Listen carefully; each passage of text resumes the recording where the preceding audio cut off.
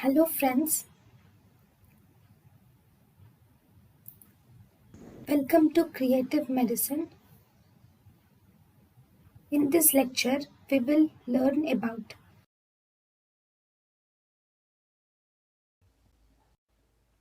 Conditions where skull is opened first. Skull is opened first if you suspect a case of air embolism because it is difficult to find the presence of air bubbles in meningeal vessels. So, in suspected case of air embolism, you should open head skull first to find the presence of air bubbles in the meningeal vessels. In case of suspected poison cases with peculiar odor like cyanide has bitter almond smell, uh, carbolic acid has phenolic smell, organophosphorus compounds has kerosene smell. In these cases, skull is opened first.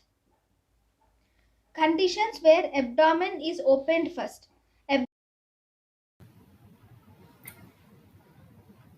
thank you and thank you for watching.